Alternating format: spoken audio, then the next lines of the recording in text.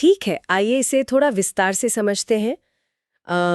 जब हम किसी गगनचुंबी इमारत या किसी विशाल पुल को देखते हैं तो हम अक्सर उसकी सुंदरता की तारीफ करते हैं। लेकिन एक बहुत ही अजीब बात है। कौन सी अजीब बात? एक 100 मंजिला गगनचुंबी इमारत तेज हवाओं में पूरी तरह से स्थिर नहीं होती। वास्तव में भारी तूफान के दौरान उस इमारत का ऊपरी हिस्सा 1 या 2 मीटर तक हवा में झूल सकता है। अरे हाँ, बिल्कुल। और सबसे चौंकाने वाली बात यह है कि ये कोई डिजाइन की खामी नहीं है, ये एक सोची समझी इंजीनियरिंग है। मतलब ये उस इमारत को टूटने से बचाने का एक बहुत ही जरूरी तरीका है। सही कहा। और अक्सर जब लोग किसी विशाल पुल या गगनचुंबी इमारत के नीचे खड़े होते हैं तो उनका ध्यान सिर्फ उसकी कांच की चमक या स्टील के बाहरी डिजाइन पर जाता है। जो कि स्वाभाविक है। हाँ, लेकिन उस शांत दिखाई देने वाले ढांचे के भीतर एक निरंतर, एक अदृश्य युद्ध चल रहा होता है। गुरुत्वाकर्षण, हवा का भयानक दबाव, जमीन के नीचे के कंपन और उस इमारत के अंदर मौजूद हर एक चीज का वजन। बिल्कुल, ये सब मिलकर उस ढांचे को हर सेकंड नीचे गिराने की कोशिश कर रहे हैं। तो आज की हमारी इस विस्तृत चर्चा का मिशन यही समझना है कि कोई इमारत असल दुनिया में बनने से पहले ही इन ताकतों से लड़ना कैसे सीख लेती है। यह सचमुच एक अद्भुत विषय है। मेरा मानना यह है कि बाहरी तौर पे जो चीजें पूरी तरह से निर्जीव और स्थिर दिखती हैं, वे भौतिकी और गणित के नजरिए से एक निरंतर तनाव और संतुलन की स्थिति में होती हैं। बिल्कुल, और ये संतुलन कोई संयोग तो नहीं है ना? एकदम नहीं, ये अत्यंत जटिल गणनाओं का परिणाम है। आधुनिक सिविल इंजीनियरिंग में कोई भी ढांचा जमीन पर तब तक नहीं बनाया जाता जब तक कि वो डिजिटल दुनिया में हर तरह की तबाही का सामना न कर ले। और यहीं पर हमारा आज का मुख्य विषय आता है, स्टैड प्रो के साथ स्ट्रक्चरल इंजीनियरिंग और डिजाइन के मूल सिद्धांत। हाँ, बेंटले सिस्टम्स द्वारा विकसित स्टैड प्रो ये सिर्फ एक 3D मॉडल बनाने वाला टूल नहीं है, ये एक पूरी तरह से काम करने वाला फिजिक्स इंजन है। अच्छा, तो अगर हम इसे एक आम इंसान के नज़रिए से देखें, मतलब किसी इमारत का मतलब ईंट और सीमेंट होता है, लेकिन इंजीनियरिंग के नज़रिए से देखा जाए तो जिस तरह इंसानी शरीर को सीधा खड़ा रखने के लिए एक मजबूत कंकाल की ज़रूरत होती है, हड्डियों का ढांचा। हाँ, हड्डियों का ढांचा, ठीक वैसे ही हर इमारत का एक अपना कंकाल होता है। स्टैड प्रो इस कंकाल की जांच करने वाली एक ऐसी उन्नत एक्सरे मशीन है जो ये बताती है कि ये ढांचा कितना भार सह सकता है। बहुत ही सटीक एनालॉजी है। अगर हम इसे व्यापक नजरिए से जोड़कर देखें तो ये सिर्फ ये जानने के बारे में नहीं है कि क्या टूटेगा। मतलब कोई भी ये अंदाजा लगा सकता है कि बहुत ज्यादा वजन डालने पर एक बीम टूट जाएगी। असली इंजीनियरिंग इस बात में निहित है कि वो क्यों टूटेगी, वो विफलता के बिंदु तक पहुंचने से ठीक पहले कैसा व्यवहार करेगी। अच्छा, यानी इसका दर्द कहाँ से शुरू होगा? बिल्कुल, और उसके तनाव को संरचना के दूसरे हिस्सों में कैसे बांटा जा सकता है। इस पूरी प्रक्रिया की पहली सीढ़ी है स्ट्रक्चरल ज्योमेट्री या संरचना की ज्यामिति का निर्माण। ज्यामिति। हाँ, ये किसी साधारण ड्राइंग की तरह नहीं है। यहाँ हर एक बिंदु और हर एक रेखा का एक गणितीय अर्थ होता है। इस ज्यामिति का सबसे बुनियादी तत्व नोड्स कहलाते हैं। नोड्स। नोड्स को अगर कंकाल वाली एनालॉजी से समझा जाए तो मैं सोच रही थी कि ये जोड़ों की तरह काम करते हैं, जैसे हमारे शरीर में जॉइंट्स होते हैं। हाँ, बिल्कुल वही चीज है। डिजिटल स्पेस में एक नोड सिर्फ एक बिंदु नहीं है, यह 3D कार्टेशियन कोऑर्डिनेट सिस्टम में, मतलब x, y और z अक्ष पर एक सटीक स्थान है। एक एग्जैक्ट लोकेशन। सही कहा।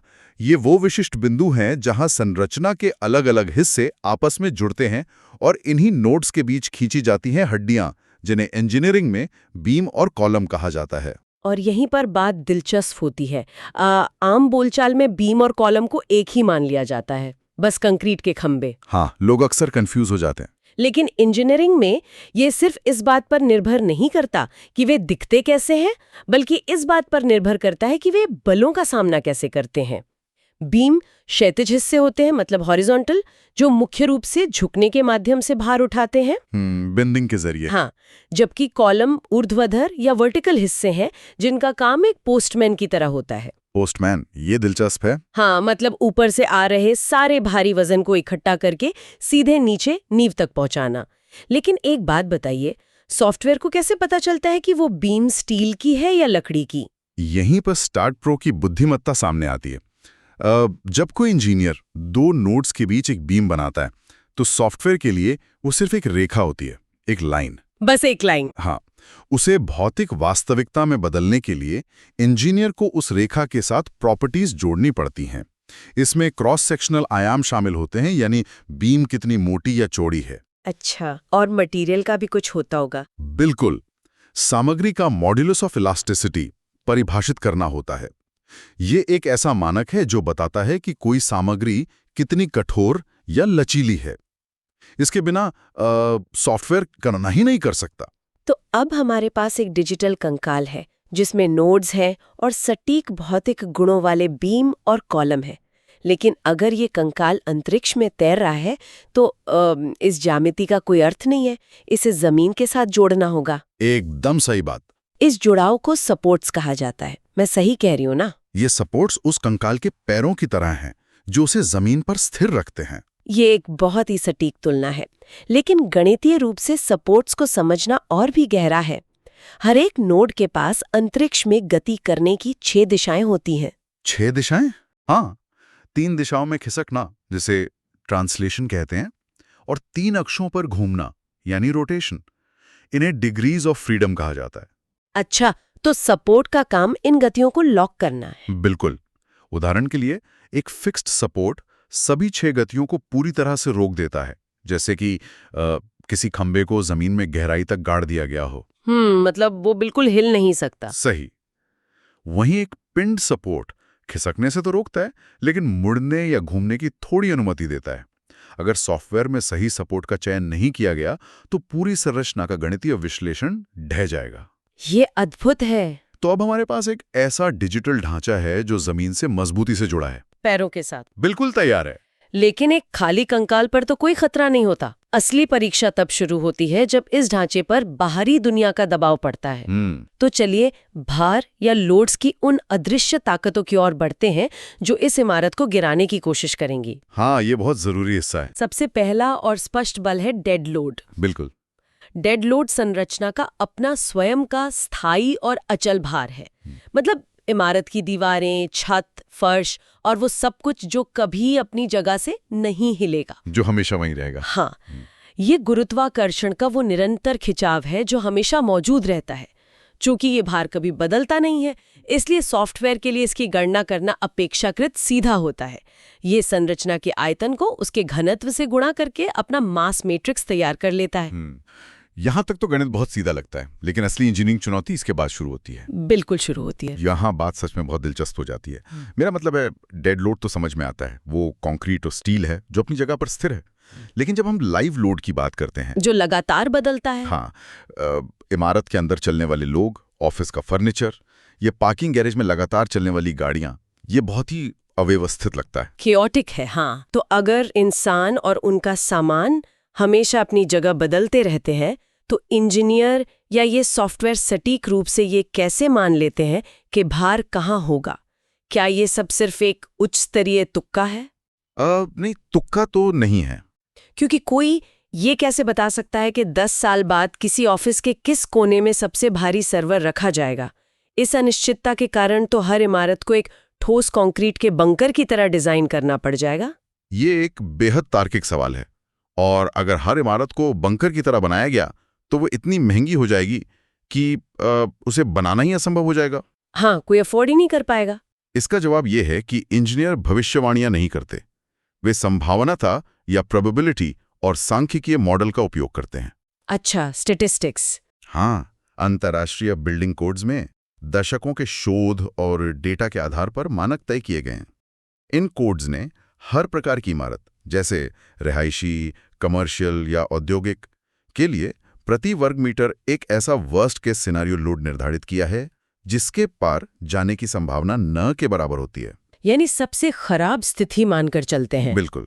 स्टैट प्रो में इन लाइव लोड्स को एक गतिशील ग्रिड के रूप में लागू किया जाता है ताकि कंकाल का हर हिस्सा इस संभावित अधिकतम भार के लिए तैयार रहे। समझ गई। यानी वे एक अत्यधिक सुरक्षित सांख्यिकीय सीमा मानकर चलते हैं। लेकिन ये तो सिर्फ इमारत के अंदर की हलचल हुई। बाहरी वातावरण की ताकतें तो इससे कहीं ज्यादा क्रूर होती हैं। ओहो, प्रकृति की ताकतें तो बहुत भयंकर होती हैं। बिल्कुल। विंड लोड यानी हवा के दबाव को ही ले लीजिए। तेज आंधी में एक इंसान के लिए सीधा खड़ा रहना मुश्किल हो जाता है। गगनचुंबी इमारतों के लिए तो हवा एक अदृश्य लगातार धकेलने वाली दीवार की तरह होती होगी। हवा का दबाव या विंड लोड कोई स्थिर बल नहीं है, ये डायनामिक या गतिशील है। जितनी अधिक इमारत की ऊंचाई होगी, हवा का वेग और उसका दबाव उतना ही अधिक घातीय रूप से यानी एक्सपोनेंशियली बढ़ेगा। बाप रे। लेकिन बात सिर्फ हवा के सीधे धकेलने की नहीं है। जब तेज हवा एक विशाल इमारत से टकराती है तो वो उसके किनारों से होकर गुजरती है और इमारत के पीछे भंवर बनाती है। इसे वोर्टेक्स शेडिंग कहा जाता है। भंवर हवा में? हाँ, ये भंवर इमारत को उस दिशा में भी हिला सकता है जिस दिशा में हवा चल ही नहीं रही है। स्टैड प्रो जैसे सॉफ्टवेयर्स इस वायु गतिकी की मतलब एरोडायनामिक्स की जटिल गणना करते हैं ताकि इमारत बीच से न टूट जाए। बिल्कुल, ताकि इमारत को उस खतरनाक दोलन या ऑसिलेशन से बचाया जा सके जो उसे बीच से तोड़ सकता है। ये बहुत डरावना है। और फिर सबसे भयानक बल का सामना करना पड़ता है भूकंपीय भार या सिस्मिक लोड्स। जब जमीन ही इमारत के खिलाफ हो जाए तो क्या किया जा सकता है? भूकंपीय भार हवा से बिल्कुल अलग तरीके से काम करते हैं। भूकंप कोई ऐसा बल नहीं है जो ऊपर से इमारत को धकेलता है। ये जमीन का अचानक और प्रचंड त्वरण है। एक्सेलरेशन। हाँ, जब जमीन तेजी से हिलती है तो इमारत का अपना ही भारी वजन उसकी जड़ता या इनर्शिया के कारण उसके लिए खतरा बढ़ जाता है। न्यूटन का नियम बल बराबर द्रव्यमान गुणा त्वरण मतलब F=ma यहाँ पूरी तरह से लागू होता है। तो स्टैड प्रो इसे कैसे संभालता है? STAAD Pro response spectrum analysis नामक एक उन्नत तकनीक का उपयोग करता है। ये दुनिया भर के भूकंपीय जोन के ऐतिहासिक डेटा को मॉडल में डालता है और देखता है कि जमीन के उस विशेष त्वरण पर इमारत के किस नोड और किस बीम पर कितना विनाशकारी तनाव पैदा होगा। तो अब स्थिति ये है, एक डिजिटल कंकाल है, उस पर इमारत का अपना भारी वजन है, लोगों की हलचल का सांख्यिकीय वजन है, वर्टेक्स शेडिंग वाली हवा का थपेड़ा है और जमीन के नीचे से आने वाला भूकंपीय त्वरण है। सब कुछ एक साथ। हाँ, ये सब एक साथ उस ढांचे पर हमला कर रहे हैं। इतने सारे चरों के साथ, मतलब इतने वेरिएबल्स के साथ, ये सॉफ्टवेयर अंदरूनी तबाही का गणित कैसे निकालता है? इतने बड़े पैमाने पर गणना करना तो इंसानी दिमाग के लिए असंभव है। बिल्कुल असंभव है। यहीं पर स्ट्रक्चरल एनालिसिस और फाइनाइट एलिमेंट मेथड का जादू शुरू होता है। जब ये सारे लोड एक साथ लागू होते हैं तो सॉफ्टवेयर एक बहुत बड़ा मैट्रिक्स बनाता है जिसे स्टिफनेस मैट्रिक्स कहते हैं। Stiffness matrix? इसमें लाखों समीकरण होते हैं जिन्हें एक साथ हल किया जाता है। यहाँ जो बात सबसे आकर्षक है वो ये है कि ये सॉफ्टवेयर एक डॉक्टर की विस्तृत मेडिकल रिपोर्ट की तरह 4 मुख्य मानकों की गणना करता है। ये रिपोर्ट बताती है कि ढांचे के शरीर का कौन सा हिस्सा दर्द में है। डॉक्टर की मेडिकल रिपोर्ट, ये एक बेहतरीन तरीका है इसे समझने का, है ना? तो आइए इस रिपोर्ट के पहले पन्ने को गहराई से पढ़ते हैं। पहला मानक है बेंडिंग मोमेंट। इसे ऐसे समझा जा सकता है कि जब किसी बीम पर ऊपर से भारी वजन पड़ता है तो वो बीच में से नीचे की ओर झुकने या मुस्कुराने की कोशिश करती है। मुस्कुराने की कोशिश, ये अच्छी उपमा है। हाँ, मतलब स्माइल शेप में। ये वो आंतरिक बल है जो सामग्री को मोड़ने का प्रयास कर रहा है। सटीक रूप से। लेकिन गणितीय स्तर पर बेंडिंग मोमेंट केवल एक झुकाव नहीं है। जब कोई बीम नीचे की ओर झुकती है तो उसका ऊपरी हिस्सा सिकुड़ रहा होता है जिसे कंप्रेशन कहते हैं। और निचला हिस्सा? निचला हिस्सा खिंच रहा होता है यानी टेंशन।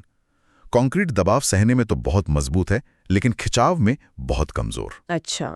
अगर स्टैड प्रो उच्च बेंडिंग मोमेंट दिखाता है तो इंजीनियर को पता चल जाता है कि उस हिस्से के निचले भाग में अतिरिक्त स्टील या रीबार डालने की सख्त जरूरत है, वरना वो बीम बीच से टूट जाएगी। समझ गए।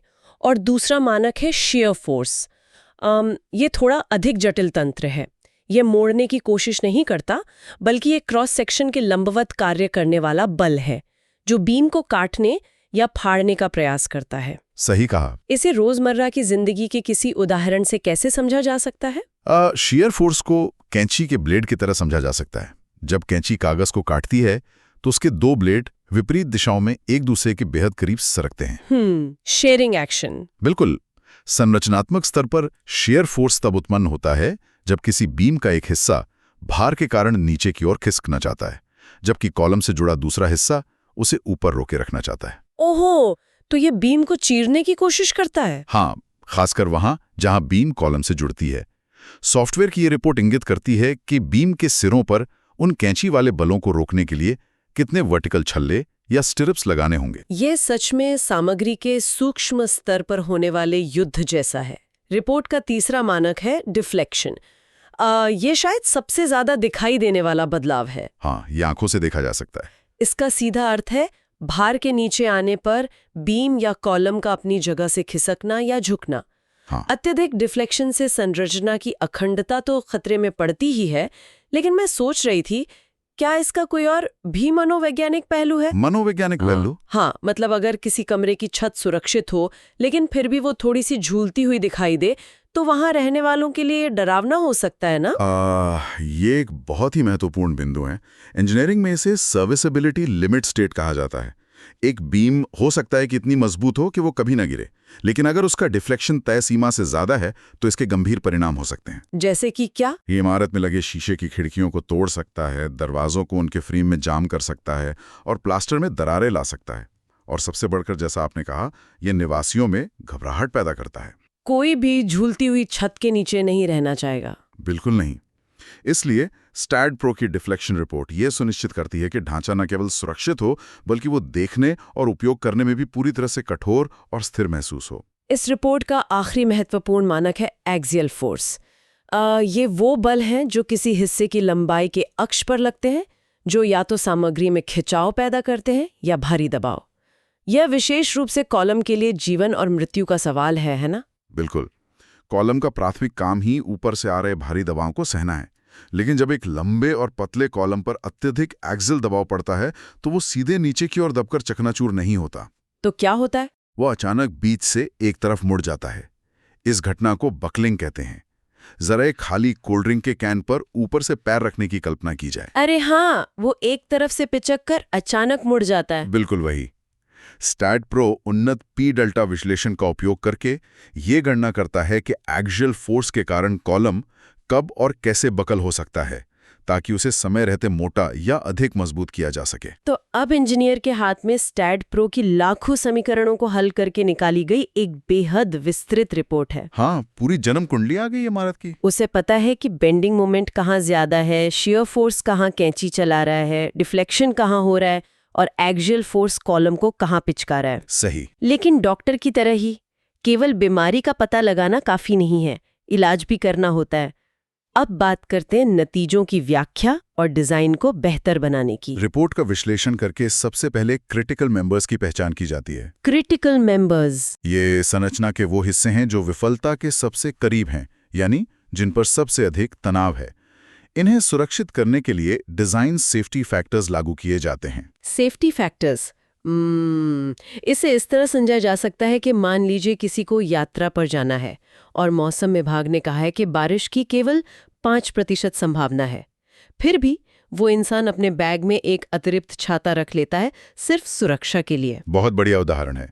इंजीनियरिंग में भी अनिश्चितताएं बहुत होती हैं। जैसे निर्माण के दौरान कंक्रीट की गुणवत्ता में मामूली अंतर आ जाना। हाँ, या शायद भविष्य में उस इमारत का उपयोग बदल जाए। सेफ्टी फैक्टर का मतलब है कि अगर विश्लेषण कहता है कि कॉलम को 100 टन भार सहना है, तो उसे 150 टन भार सहने के लिए डिजाइन किया जाता है। वो अतिरिक्त 50 टन की क्षमता ही वो अतिरिक्त छाता है। लेकिन यहाँ एक बहुत बड़ा सवाल उठता है, अगर सुरक्षा ही सब कुछ है तो क्यों ना हर कॉलम को दुगना मोटा कर दिया जाए? क्यों ना पूरी इमारत को ठोस लोहे से भर दिया जाए? और यहीं पर इंजीनियरिंग और महज निर्माण के बीच का अंतर स्पष्ट होता है। अगर हर चीज को अत्यधिक विशाल बना दिया जाए तो इमारत अपने ही वजन के कारण, यानी डेड लोड के कारण, गिर सकती है। अरे ये तो उल्टा असर हो गया। बिल्कुल। और वो आर्थिक रूप से इतनी महंगी हो जाएगी कि उसे बनाना मूर्खता होगी। इसके अलावा कंक्रीट और स्टील का उत्पादन बड़े पैमाने पर कार्बन उत्सर्जन करता है। उनका अत्यधिक उपयोग पर्यावरण के लिए विनाशकारी है। तो इसका समाधान क्या है? यहीं पर स्टैड प्रो का ऑप्टिमाइजेशन एल्गोरिथम काम आता है। यह एक डिजिटल मूर्तिकार की तरह काम करता है। डिजिटल मूर्तिकार? वो कैसे? ये सॉफ्टवेयर बीम और कॉलम से धीरे धीरे अतिरिक्त सामग्री को तब तक हटाता रहता है जब तक कि वे अपने सबसे कुशल, हल्के लेकिन पूरी तरह से सुरक्षित आकार में न आ जाएं। यह सुनिश्चित करता है कि सामग्री का एक भी अतिरिक्त ग्राम वहां ना लगे जहां उसकी गणितीय रूप से आवश्यकता नहीं है। तो इस सब का आखिर क्या मतलब है? अगर स्टैट प्रो इतना ही शक्तिशाली और उन्नत सॉफ्टवेयर है जो लाखों गणनाएं एक सेकंड में कर सकता है और सामग्री को ऑप्टिमाइज कर सकता है, तो फिर असल दुनिया में इमारतें क्यों गिरती हैं? ये एक बहुत ही कड़वा सच है। या फिर इंजीनियरिंग के दौरान मॉडल इंस्टेबिलिटी जैसी चेतावनियां क्यों आती हैं? क्या सॉफ्टवेयर गलती कर सकता है? ये शायद पूरी चर्चा का सबसे महत्वपूर्ण सबक है। सॉफ्टवेयर कभी गलती नहीं करता क्योंकि वो सोचता ही नहीं है, वो केवल एक कैलकुलेटर है। अच्छा। वो गार्बेज इन गार्बेज आउट के सिद्धांत पर काम करता है, मतलब कचरा अंदर कचरा बाहर। उसे भौतिकी या असल दुनिया की कोई सहज समझ नहीं है। अगर कोई इंसान उसमें गलत डेटा डालता है तो वो अत्यंत सटीकता के साथ गलत परिणाम ही देगा। यानी ये पूरी तरह से इंसानी बुद्धिमत्ता पर निर्भर है। जो सामान्य गलतियां देखी जाती हैं उनमें सबसे पहली है भार का गलत निर्धारण। हाँ, इनकरेक्ट लोड असाइनमेंट। अगर इंजीनियर ने गलती से हवा का दबाव 100 किलोमीटर प्रति घंटे की जगह 10 किलोमीटर प्रति घंटा टाइप कर दिया, तो सॉफ्टवेयर उसी आधार पर एक कमजोर डिजाइन को सुरक्षित घोषित कर देगा। बिल्कुल। दूसरी सबसे खतरनाक गलती है अनुचित सीमा शर्तें या इम्प्रॉपर बाउंड्री कंडीशंस। जैसे हमने शुरुआत में सपोर्ट्स की बात की थी। एकदम सही पकड़े। अगर कोई इंजीनियर मॉडल में एक ऐसा फिक्स्ड सपोर्ट परिभाषित कर देता है जो असल जमीन की मिट्टी में संभव ही नहीं है, तो पूरा का पूरा स्टिफनेस मैट्रिक्स गलत दिशा में चला जाएगा। और तीसरी कौन सी है? तीसरी है मॉडल की अस्थिरता या मॉडल इंस्टेबिलिटी। ये तब होता है जब गणितीय समीकरणों में कोई समाधान ही ना बचे। उदाहरण के लिए, अगर एक डिजिटल मेज बनाई जाए और उसे केवल 2 पैर दिए जाएं, तो वो टिकेगी ही नहीं। बिल्कुल। विश्लेषण चलाते ही वो मेज अवास्तविक रूप से विरूपित हो जाएगी और सॉफ्टवेयर क्रैश हो जाएगा। इसलिए मानवीय बुद्धि, अनुभव और हर छोटी जानकारी पर एक इंजीनियर का ध्यान सबसे महत्वपूर्ण है। सॉफ्टवेयर एक ऐसा हथियार है जो काम को गति देता है, लेकिन दिशा हमेशा इंसान को ही तय करनी होती है। ये एक बहुत ही गहरी और सतर्क करने वाली बात है। चाहे तकनीक कितनी भी आगे क्यों न निकल जाए, मानव मस्तिष्क और उसकी तार्किक क्षमता का कोई विकल्प नहीं है। एकदम सच कहा। खैर, आज के इस विस्तृत विश्लेषण में एक बहुत ही जटिल और रोमांचक यात्रा पूरी हुई है। ये देखा गया कि कैसे स्टैट प्रो जैसे शक्तिशाली सॉफ्टवेयर 3D स्पेस में मौजूद केवल कुछ नोड्स और बीम के गणितीय ग्रिड को एक विशाल, सुरक्षित और हवा में झूलने वाली गगनचुंबी इमारत में बदल देते हैं। बिल्कुल। हवा के तूफानों से लेकर जमीन फाड़ने वाले भूकंपीय त्वरण तक उन सभी अदृश्य शक्तियों को समझा गया। बेंडिंग, शियर और डिफ्लेक्शन के उन मेडिकल मानकों का विश्लेषण किया गया जो इस बात की गारंटी देते हैं कि ढांचा टूटने से पहले अपनी चेतावनी जरूर देगा। हाँ, और अंततः यह भी स्पष्ट हुआ कि ऑप्टिमाइजेशन और सेफ्टी फैक्टर के बीच वो बारीक संतुलन कैसे काम करता है। वास्तव में ये विज्ञान, गणित और मानवीय जिम्मेदारी का एक अभूतपूर्व संगम है, जहां कंप्यूटर स्क्रीन पर लिखे गए समीकरण असल जिंदगी में हजारों लोगों की जान की सुरक्षा में बदल जाते हैं। मैं इससे पूरी तरह सहमत हूं। ये इंजीनियरिंग की असली खूबसूरती है। इस गहरी चर्चा को समाप्त करने से पहले एक विचारणीय प्रश्न छोड़ा जा रहा है। बिल्कुल, बताइए। अगली बार जब कोई किसी विशाल मॉल, नदी पर बने किसी भारी सस्पेंशन ब्रिज या बादलों को छूती किसी ऊंची इमारत के अंदर कदम रखें, तो जरा रुककर उस अदृश्य डिजिटल दुनिया के बारे में सोचा जाए। उस भौतिक ढांचे में असल दुनिया की पहली ईंट या स्टील का पहला टुकड़ा रखे जाने से बहुत पहले ही एक डिजिटल सिम्युलेटर के भीतर उसे लाखों बार भयानक तूफानों और विनाशकारी भूकंपों का सामना कराया जा चुका है। वह डिजिटल रूप में लाखों बार गिरी है ताकि असल दुनिया में वह एक बार भी ना गिरे। ये बहुत ही अद्भुत विचार है। यह तथ्य इस बात पर सोचने को मजबूर करता है कि हमारी रोजमर्रा की भौतिक दुनिया की ऐसी और कितनी विशाल और ठोस चीजें हैं जिन्हें हम छू सकते हैं और महसूस कर सकते हैं, जो असल में अपना आकार लेने से बहुत पहले ही पूरी तरह से एक डिजिटल दुनिया में अपना पूरा जीवन जी चुकी हैं। एक बहुत ही गहरा सवाल है। आज की इस ज्ञानवर्धक और विस्तृत चर्चा में साथ बने रहने के लिए बहुत बहुत धन्यवाद। बहुत जल्द एक नए और विचारोत्तेजक विषय के साथ फिर से मुलाकात होगी।